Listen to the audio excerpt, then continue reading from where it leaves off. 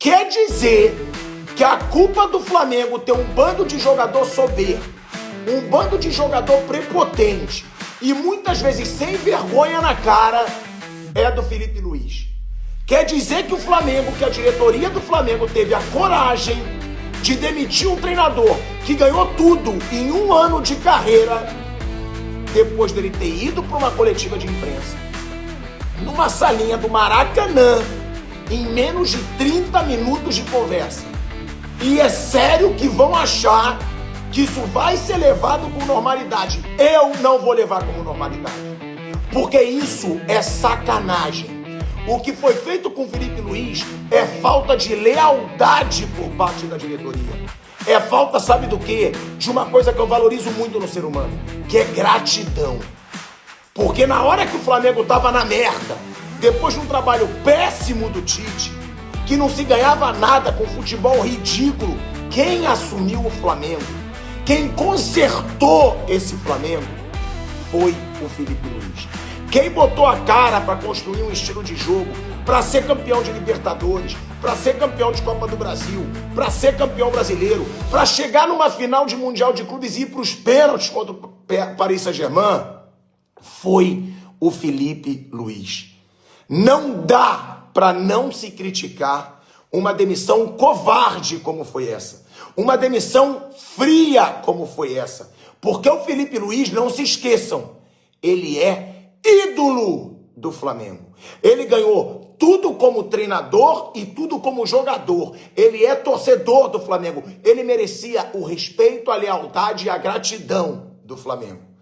A culpa maior do começo péssimo de temporada é de um bando de jogador que se acomodou, que ficou sim soberbo, com o rei na barriga, que começou a ir pra noitadinha toda hora, porque acha que agora já é rei no Rio de Janeiro.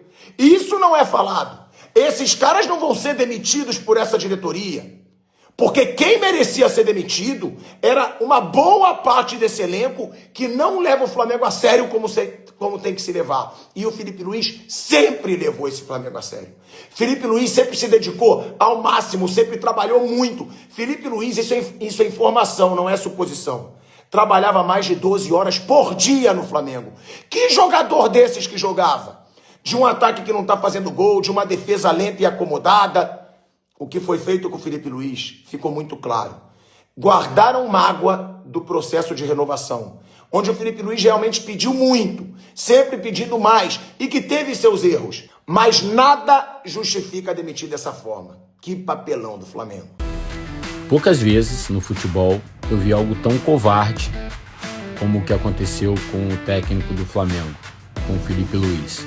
Não pela demissão, porque demitir um técnico no futebol brasileiro é algo tão comum quanto a gente beber um copo de água quando tem sede. Mas há técnicos e técnicos. E você não pode fazer com um ídolo do clube, com um campeão do clube, o que foi feito. Você não pode esperar o jogo acabar, deixá-lo ir para a coletiva, demiti-lo numa sala fria do Maracanã, numa conversa de pouco mais de um minuto. Apenas um comunicado. Olha, você não está mais no clube. Amanhã você já não é mais o treinador do Flamengo e todos os contratos serão acertados posteriormente. Obrigado pelos seus serviços e até uma próxima vez. Porque foi basicamente isso que o diretor José Boto deve ter falado para o Felipe Luiz após a vitória de 8-0 e após o treinador dar uma entrevista coletiva. Deixaram com que o técnico trabalhasse hoje, deixaram com que o técnico fosse à coletiva, sangrasse na coletiva, para depois, de um jeito quase que porco, comunicaram a ele a demissão, né? Então, como eu disse, eu vou repetir, tantos técnicos são demitidos ao longo do ano no futebol brasileiro, mas você não pode tratar um ídolo do clube do jeito que o Felipe Luiz foi tratado essa noite. Não pode. Mesmo que o clube decidisse demiti-lo, é direito do presidente demitir o técnico a qualquer momento.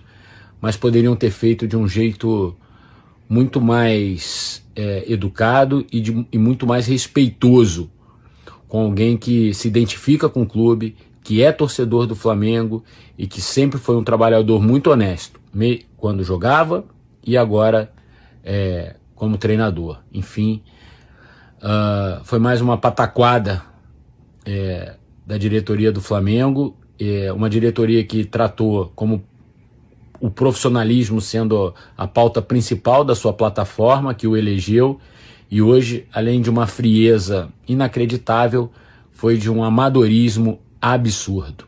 Então essa é a minha opinião. A demissão é direito de qualquer clube. A forma como se demite é que eu acho que o Flamengo hoje manchou um pouquinho a sua história. Eu tô de queixo caído com o que aconteceu essa madrugada com o Flamengo. E hoje pela manhã, Leonardo Jardim, técnico do Cruzeiro, assume o Flamengo.